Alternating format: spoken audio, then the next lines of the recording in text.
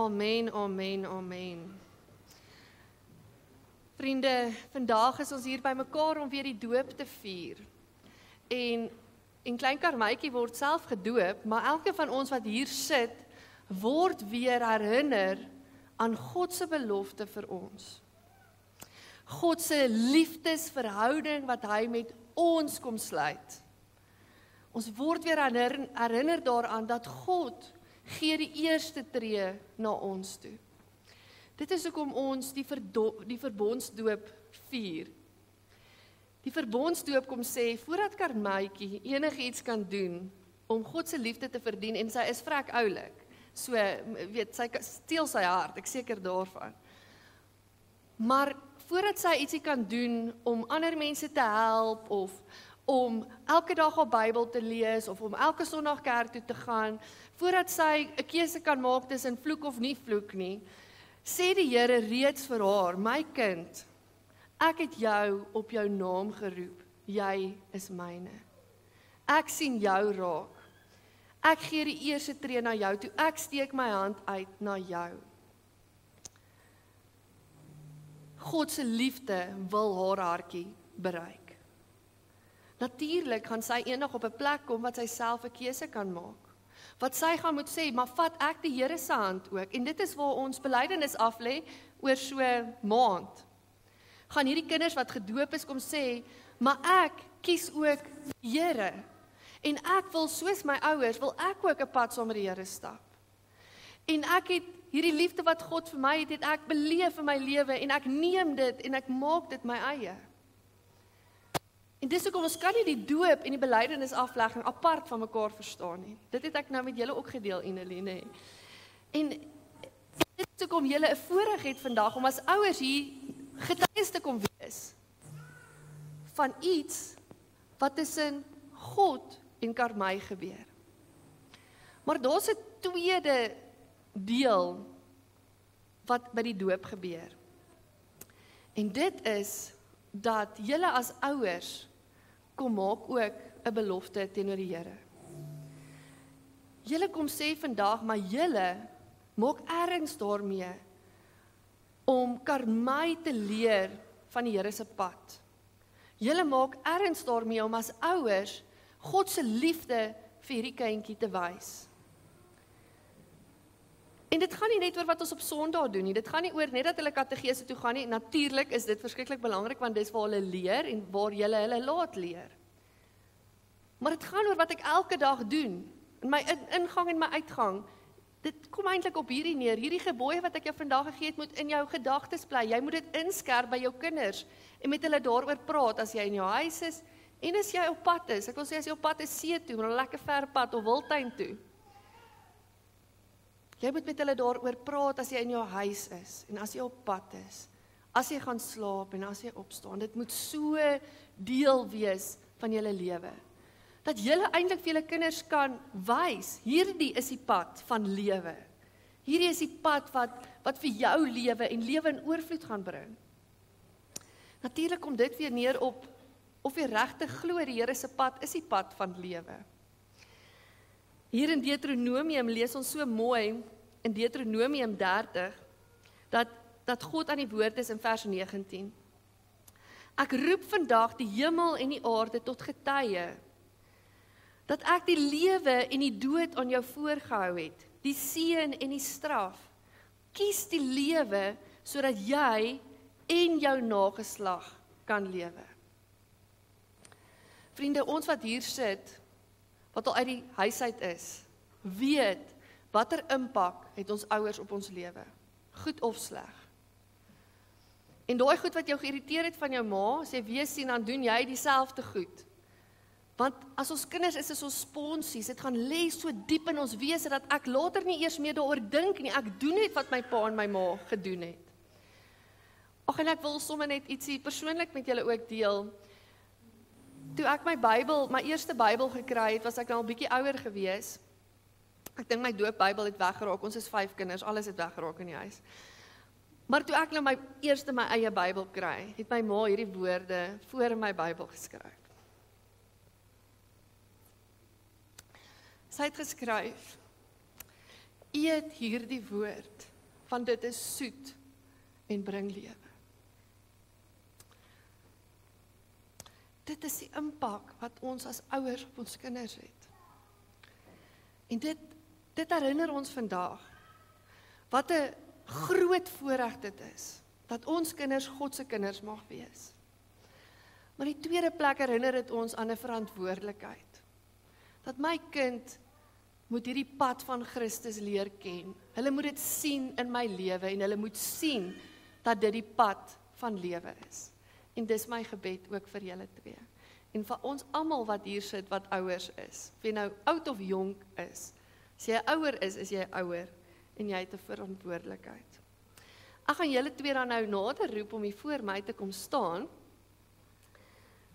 En hierdie is nou die deel wat julle eers na my toe kyk, hoor. Ja, sommer daar's reg, Enelie, dis reg. Dan is die doopbak sommer daar by julle. Dan is julle nou hier by die simbool wat die Here gegee het. Daar is twee simbole in ons kerk wat baie spesiaal is, wat ons 'n sakrament noem. En die rede hoekom ons dit 'n sakrament noem is, want dit is deur Jesus self vir ons gegee. In die Ou Testament het hulle die twee spesiale simbole gehad, tekens gehad, van die Pasga en die besnydenis. Maar Jesus kom maak dit nuut vir ons in die Nuwe Testament. Hy kom gee dit nuwe lewe. En hy kom gee dit eintlik sy regte betekenis, wat dit van die begin af moes gehad het. En daarom wanneer julle vandag by die doop vir ons staan, kan julle in julle harte weet, hierdie was Jesus se gedagte vir ons as gesinne. Dat ons 'n simbool kry, wat ons kinders herinner, dat hulle God se kinders is. Dat God hulle lief het. En dat God se hand altyd na hulle toe uitgesteek is. Nou vriende, ek sê altyd vir die kinders, 'n simbool, die krag lê nie in die simbool nie. As ek my trouring afhaal en ek gooi hom hier in die kerk in, beteken dit ek is nie meer getroud nie. Nee, ek is nog steeds getroud. Maar hierdie ring is spesiaal, want dit herinner my aan dat ons vir ewigheid aan mekaar beloof het, die sirkel. En wanneer ek hom aansit, dan wys dit vir die wêreld, ek is gevat, maar dit herinner my ook, daar's iemand wat vir my lief is. En dis wat hierdie simbool moet doen vir Carmine, daarom moet julle haar herinner, want sy gaan nie hierdie onthou nie. Maar elke jaar kan julle haar herinner op haar doopverjaarsdag, dat daar 'n simbool is waar ons sy kan vashou, wat haar herinner, dat God haar kies en haar lief het, sy hand na haar toe uitgesteek is. En dat sy ook 'n keuse vir hom moet maak, oor of sy hierdie pad van lewe wil stap, wat sy by pappa en mamma, en oupa en ouma, en oumas, grootoumas sien. Ons almal as familie is deel van hierdie belofte. Ek gaan dan nou die Lady of the Hour laat inkom. Ons gaan nou geleentheid gee dat klein Karmaitjie ingebring word.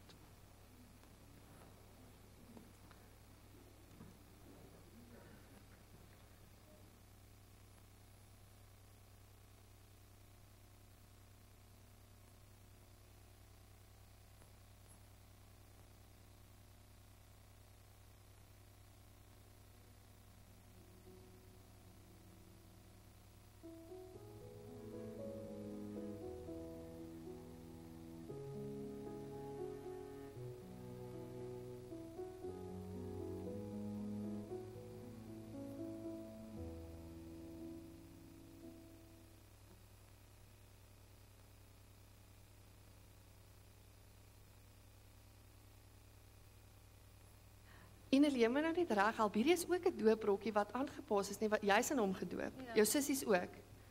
Net jy. Wel, okay, dis spesiaal. Dis net julle band wat julle het. Och, dis wonderlik. Lyk sy nie pragtig nie. Sy is ook opgewonde om deel te word van hierdie familie. Sy is klaar deel. Hierdie is net 'n simbool om te sê jy is nou regtig welkom, hoor. Ek het vir Rikus en vir Enelie gesê, ek wil hulle nooi vandag om self ook hulle hande in die doopwater te sit. Ons noem dit die doopviering. En dit is om hulle te herinner dat hierdie belofte het begin, en ek kan dink julle ouers kan nog onthou toe hierdie tweeetjies klein babas was. Toe God aan hulle 'n belofte gemaak het om vir hulle te sê ek het julle lief en ek stap 'n pad met julle en julle nageslag en hier is die nageslag nou.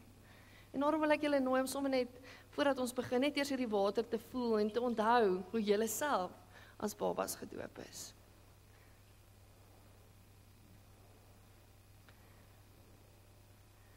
En nou gaan hierdie belofte aan vandag. Dit is my voorreg om ook vir Karmay te doop. Karmay Botma, ons doop jou in die naam van die Vader wat jou liefhet en jou op jou naam ken. Ons doop jou in die naam van Jesus Christus wat sy lewe vir jou afgelê het. En ons doop jou in die naam van die Heilige Gees wat die pad van lewe saam met jou gaan stap en elke dag vir jou gaan wys. Amen. Kom ons bid saam.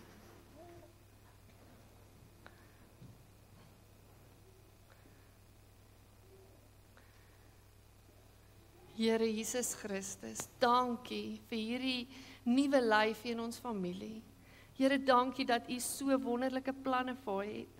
Here, dat wanneer U na haar kyk, is U oë gevul met liefde. Liefde en omgee en dat U so mooi vir haar gaan sorg ook reg deur haar lewe. Here Jesus, dankie vir die vreugde wat ons in haar sien ook vanoggend. En ons wil saam met haar eintlik kom dans en bly wees oor die voorreg om in 'n verhouding met U te wees. Ons bid ook, Here, dat Rikus en Innelie deur U gelei sal word in hoe sy groot gemaak moet word, in die pad wat hulle moet stap as voorbeeld vir haar. Here Jesus, en dat hulle ook die woorde sal kry om met haar te deel oor wie U is en hoe U liefde lyk.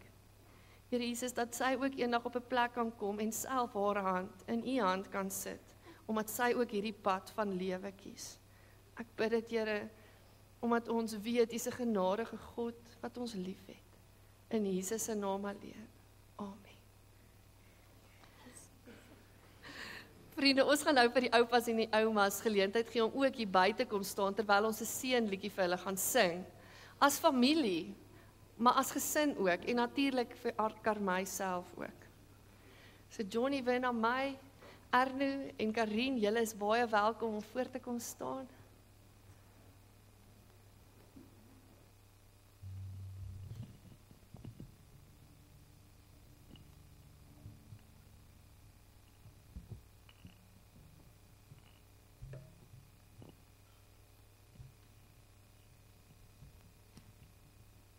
Terwyl ons hierdie liedjie sing, kom ons bid ook in ons harte vir hierdie familie wat hier verteenwoordig word. Maar hier sit 'n hele ondersteuningsraamwerk hier en ons as gemeente is ook 'n geestelike familie.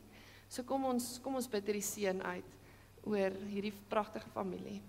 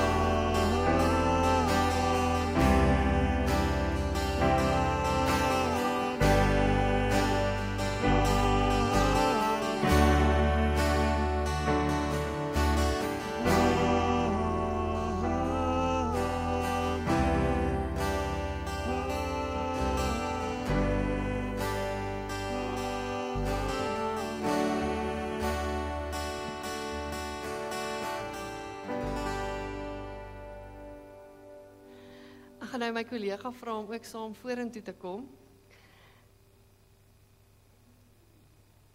Om vir julle as familie ook geluk te sê. En dan gaan ek ook vir Karmay aan die gemeente voorstel.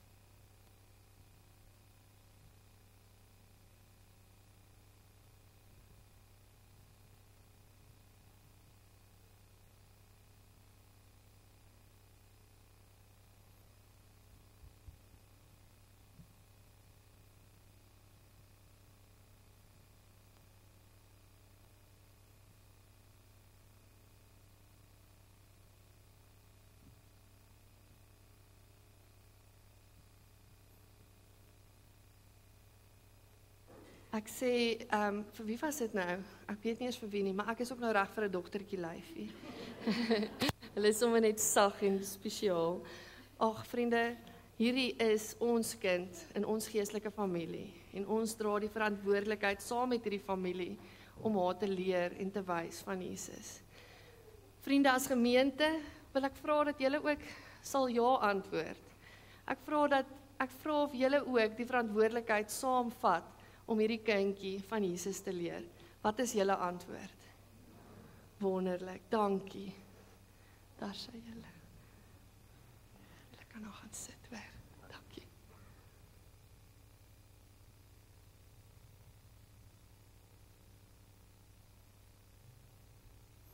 Ons gaan dan nou ons doopbelofte uitleef vir ons kindertjies in die gemeente en hulle geleentheid gee om van Jesus te leer by die kinderkerk.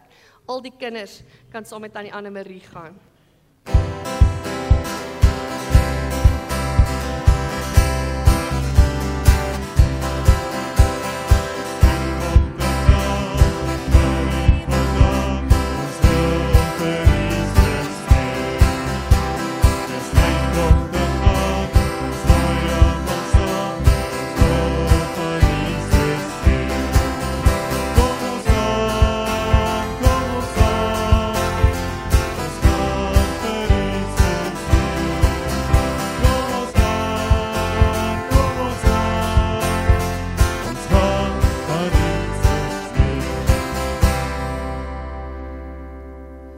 Ons gaan dan nou ook stil word vir die Here en vir hom vra dat hy ook in ons harte sal kom werk vandag.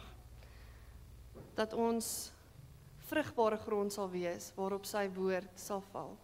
Kom ons word rustig met hierdie pragtige lied. Kom o Skepper Gees, lewendmakend Gees.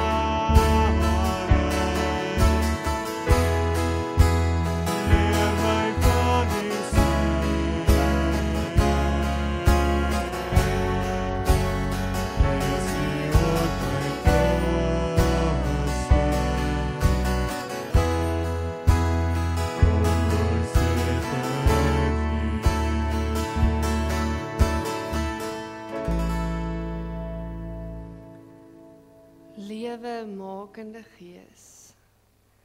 Here, sal U vanoggend in al U volheid kom en U stroom lewende water in ons harte kom uitstort. Here, sal U weer opnuut vir ons die pad van lewe kom wys. Here, mag ons met hierdie wonderlike stroom van lewe meegesleer raak. Here, mag ons toelaat dat U Gees ons so lei dat dit ons in beweging bring. Kom doen dit vanoggend deur U woord. U woord van waarheid, U woord wat goeie nuus bring. In Jesus se naam alleen. Amen. Vriende, toe ek begin voorberei aan die preek vir hierdie Sondag, was laas Sondag se preek nog so in my gees, in my hart en my gedagtes. En ek het besef daar's soveel goed wat ek eintlik nog wou sê en daarom gaan hierdie preek loop so bietjie vanuit laasweek se preek in hierdie preek in. En ek besef dis mense wat dalk die laasweek hier was en hy was ongelukkig nie opgeneem nie. So ek gaan net vinnig 'n paar belangrike goed sê oor laasweek se teks, Esegiel 47. Esegiel het wonderlike beelde in sy hele boek. En ek gaan nou 'n bietjie oor dit ook gesels, maar in hoofstuk 47 gebruik hy hierdie pragtige prentjie van die tempel, wat die Israeliete gedink het, is waar God se teenwoordigheid die meeste is. Dit is eintlik al plek waar God se teenwoordigheid is. En hoe verder jy wegbeweeg het van die tempel in Jerusalem af, hoe verder het jy van God se teenwoordigheid af wegbeweeg. En nou moet julle weet, nou word Israel in ballingskap weggevoer, die Noordryk deur Assirië en die Suiderryk deur Babilonië, en hulle is ver weg van hulle eie land, weg van die tempel. En nou worstel hulle met hierdie vraag, maar is die Here ook hier? Al is ons so ver weg van die tempel. En dan kry Esegiel hierdie pragtige beeld, wat hulle verstaan van God se teenwoordigheid op sy kop kom keer het. Esegiel sien die tempel in Jerusalem en daar's 'n stroom wat uit die ooste kant uit begin vloei. Maar dit is 'n klein stroompie aan die begin. 500 meter verder, dan is dit enkel diep. Nog 500 meter verder, dan is dit kniediep. Nog 500 meter verder, is dit heupdiep. En dan nog 500 meter aan, dan kan hy nie deurstap nie. Hy moet deurswem. So dit word hierdie magtige stroom en hoe verder hy gaan, hoe sterker word hy, hoe meer volume water is daar. So hoor julle reeds, hier kom keer Esegiel dit op sy kop, van die idee dat God die meeste teenwoordig is in die tempel, kom sê hy, eintlik is God met sy gees, hoe verder jy beweeg, hoe sterker word sy teenwoordigheid. Vir hulle was dit verskriklike goeie nuus, want die ooste kant was ook waar Babilonië was, en hulle hoor maar, God se teenwoordigheid kan hulle ook bereik, in volle sterkte. Ook oos van Jerusalem was die Dooie See, en dit is so 'n sterk simbool wat Esegiel gebruik. Hy sê hierdie lewende water spoel in die Dooie See in en dit bring nuwe lewe daar waar dit kom. En hierdie Dooie See wat 'n dam is, wat uit 'n inloop en daar is baie lekker minerale wat in hierdie Dooie See inloop, maar hy het nie 'n uitloop nie. En daarom bly al daai soutte en minerale vasgevang in die Dooie See en daarom kan geen lewende wese daar leef nie. Dis is dit die Dooie See. Nou kom sê Esegiel, daardie lewende water van die tempel stroom selfs in die Dooie See in en dit bring lewe daar. Vir ons vir vandag is dit verskriklik belangrik om hierdie beeld te verstaan.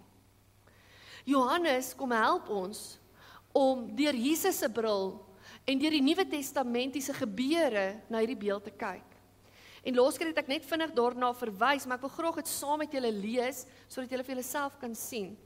En daarom deel ek vandag met julle uit Johannes 7 uit, vanaf vers 37 tot 39, en dan gaan ons ook oor die Heilige Gees lees in Johannes 16, vanaf vers 5 tot 15.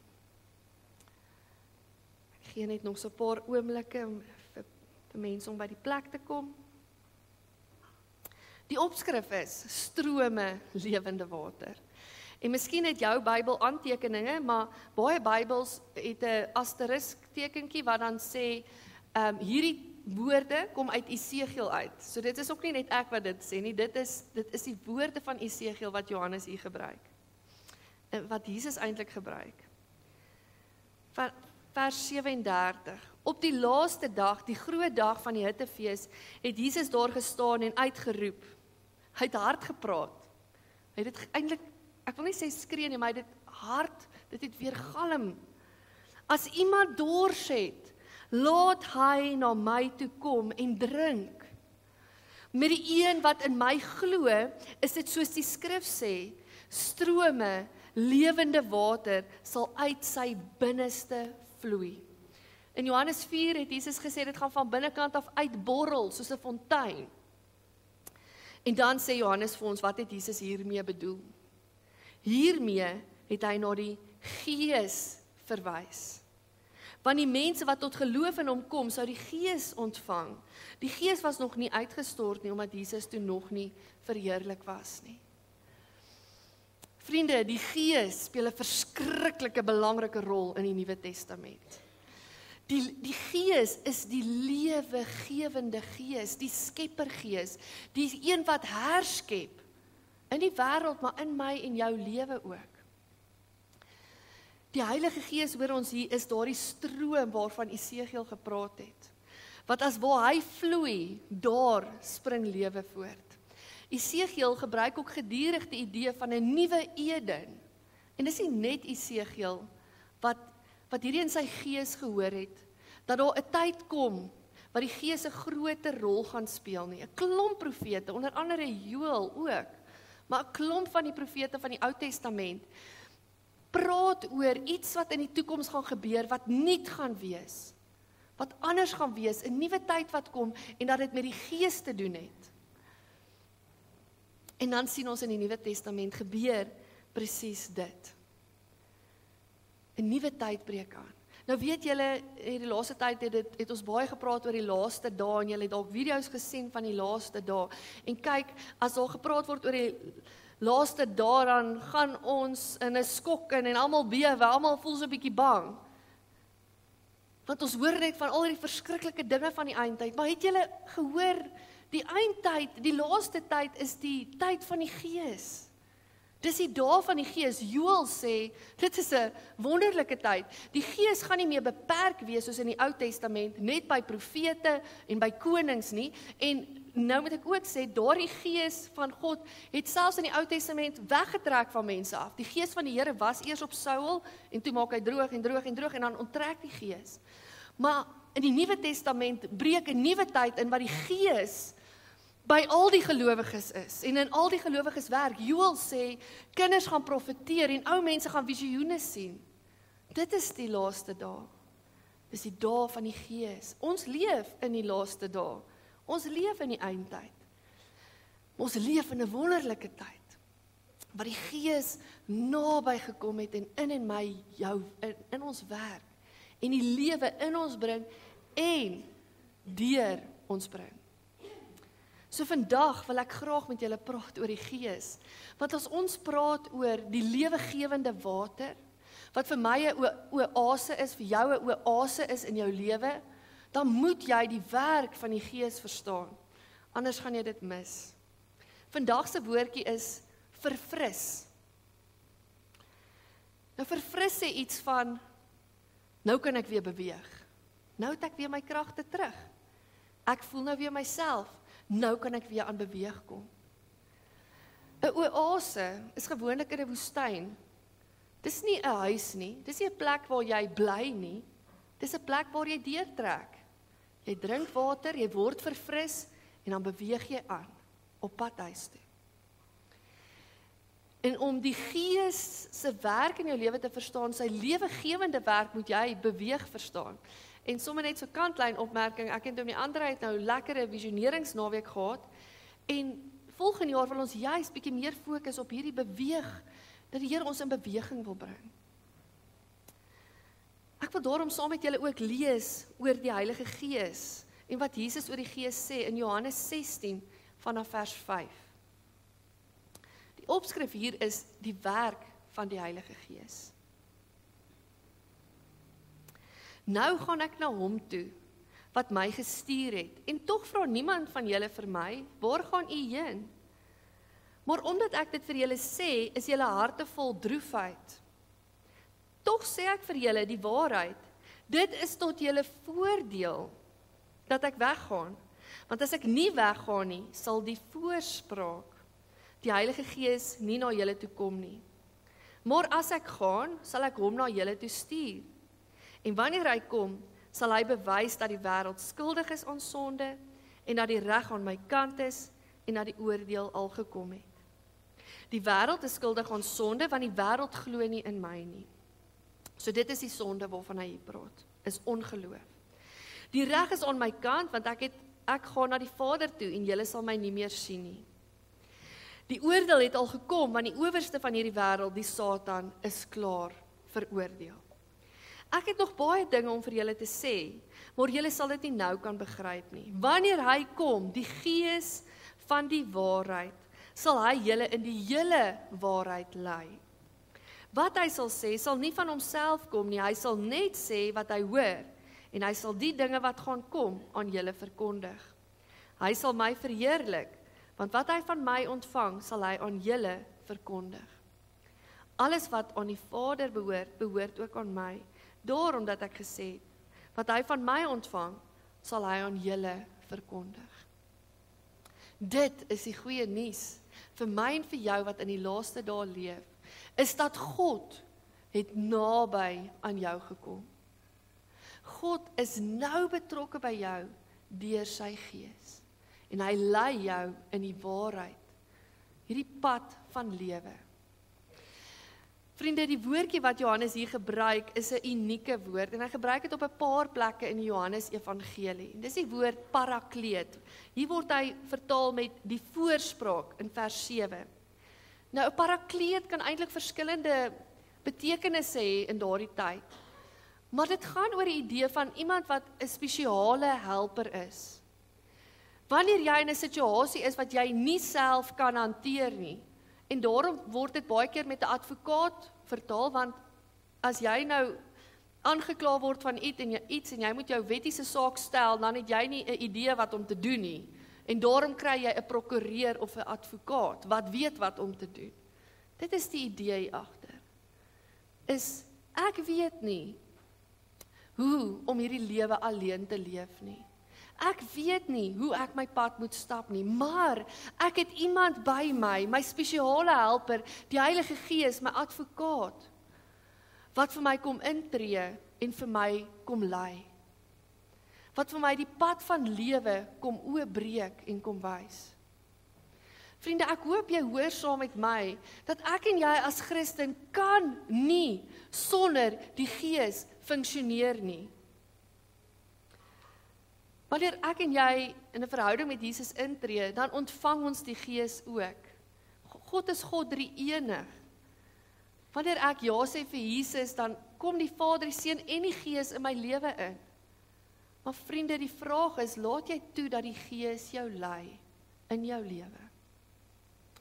Daarvoor is 'n sekere bewustheid nodig, 'n bewustheid van die Gees binne jou wat met jou praat, die Gees wat jou lei. Maar dan is daar ook natuurlik gehoorsaamheid aan die Gees nodig. Die twee gaan eintlik saam. Hoe meer ek reageer op die Gees se woord in my lewe, en ek sien hoe speel dit uit, hoe meer herken ek die Gees se stem. So eintlik werk dit al twee kante toe. Maar as jy 'n Christen is, het jy nodig om vanuit die Gees te lewe. Iemand anders vertaal die Heilige Gees, die voorspraak, as God se energie in hierdie Nuwe Testament tyd. Dit wat Esegiel voorspel het in Esegiel 47 gebeur in Handelinge. Nou ek hou van Stefan se vertaling. Handelinge is eintlik die handelinge van die apostels, maar hy sê eintlik gaan Handelinge oor die handelinge van die Heilige Gees. Ek moet vir julle sê, ek stem saam met hom as ek Handelinge lees. In Handelinge sien ons hoe die Gees die kerk aan die hand vat en hulle lei, al hoe verder uitlei, Ons sien dit in Handelinge 1 vers 8. Die Gees sal oor julle kom en julle sal my getuies wees in Jerusalem, die begin, die senter, die tempel. Julle sal my getuies wees in Jerusalem, maar dan vat die Gees hulle uit. En in Samaria. En tot in die uithoeke van die wêreld. Vriende, die kerk groei teen 'n stinkspoed in Handelinge. Daar's min organisasies wat sulke groei al beleef het. Hulle bereken dit rolweg op 40% per dekade. Dis ongelooflik vinnig.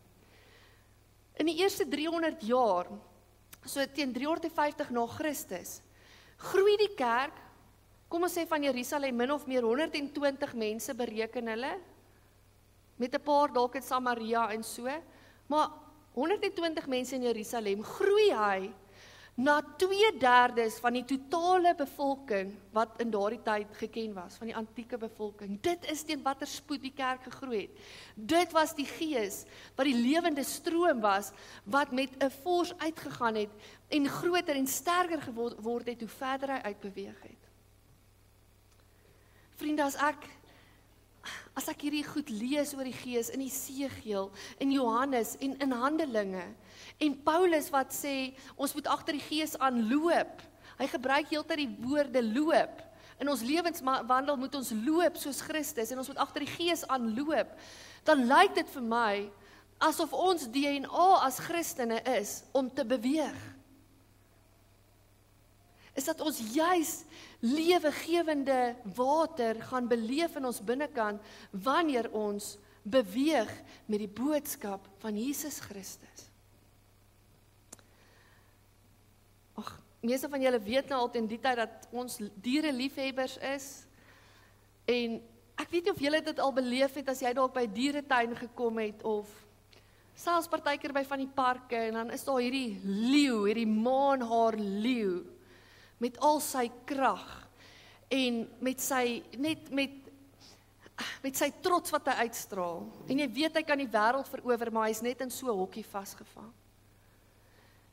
En dit lyk somme sielig, nee, dit lyk somme of daai leeu depressief is. En mense hartpyn somme half so 'n bietjie vir hierdie leeu aan die binnekant. Hierdie leeu is nie besig om te leef waarvoor hy gemaak is nie. En daarom beleef hy die swaar bedruktheid. En ek dink ons as Christene is baie keer soos hierdie leeu's wat in 'n hok vasgevang is. Jy is gemaak. Ek het laas Sondag ook gepraat oor wat die Here sê vir Jeremia, jy's gebou om saam met die perde te hardloop, maar nou kla jy al saam met die voetsoldate. Hierdie idee van ons as Christene, ons DNA is om verkondigers te wees. Daardie dele in die Nuwe Testament wat jy lees, preek, dit het nie met die dominee te doen nie. Dis die Griekse woord kerugma. Dit beteken die verkondiging van die goeie nuus en vriende, familie. Dit is nie net my en Dominee Andrei se rol nie. Dit is jou rol as Christen. Is om te verkondig. Is om na buitentoe te leef. Dis jou DNA as Christen. En as jy nie dit doen nie, is jy soos 'n leeu in 'n hok. En jy mis uit op die lewende water wat deur jou vloei. Jy word soos daardie dooie see wat net kry, en jy word geestelik vet en versadig. Die Here vra van ons om deel te word van hierdie stroom, wat die seëninge ontvang van God. Soos die Heilige Gees, laasweek het ek gesê, is hy die naalstring tussen hemel en aarde. Ons ontvang daardie seën, maar hierdie seën is bedoel vir die uithoeke van die wêreld. En dit moet deur jou vloei. Want dan gaan jy daai stroom wees. Die van ons wat in die berg stap, julle ken daai strome, daai helder strome. Jy weet, jy drink nie van water wat staan nie. Want daar's gaan bakterie in wees en dis sleg en ongesond. Maar die water wat loop is gesond. Daarvan kan jy drink. Vriende, die Here roep vir my en vir jou as getuies. Die Heilige Gees sal oor julle kom en julle sal my getuies wees, sê Jesus. Hier waar jy is, maar tot in die uithoeke van die wêreld. Vriende, prakties, beteken dit nie ons almal moet nou China toe gaan, of Somalië, of waar ook al nie. Prakties beteken dit, jy moet na jou gees gaan kyk, en jou ingesteldheid gaan kyk, In watter rigting is jy gedraai? Is jy binnekant toe gedraai? Na jouself, ek soek net nog en nog en nog? Of is jou gees na buitekant toe gedraai? En jy leef met die vraag in jou hart, waar wil God se liefde mense om my bereik? Waar wil God se lewegewende gees deur my vloei na mense rondom my toe? Gemeente, vriende wat kom kuier, mag ons met hierdie vraag besig word. Nie wat kan ek nog kry, nog vir myself koop, om nog geriefliker te wees, om nog geestelik, nog vetter te word nie. Wat kan ek doen om die gees deur my te laat vloei, dat ek deel kan word van die lewegewende krag van die gees? Kom ons bid saam. Here Jesus, dankie. Dankie dat U vir ons die Heilige Gees kom gee het. Die Skeppergees, die lewemakende Gees. Die Gees wat die lewende stroom is. Here, die Gees wat ons naaldstring na die hemel toe is. Here, die Gees wat ons voorspraak is, wat ons spesiale helper is. Dankie, Here, ons sou dit nie kon maak sonder U Gees nie. O Heilige Gees van God, ons wil vandag opnuut weer kom oorgee aan dit waarmee U besig is. Ons wil opnuut weer meegesleer word met U stroom en waantoe U stroom laat vloei. Here, ons wil weer leef waarvoor ons gemaak is. Here, want ons weet dis die pad van lewe.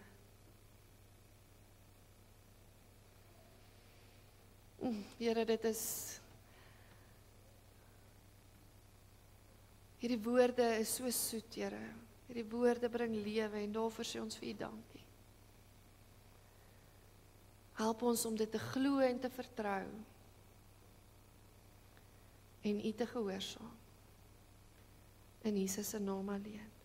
Amen. Daar is dan nou geleentheid vir die opneem van die offergawes.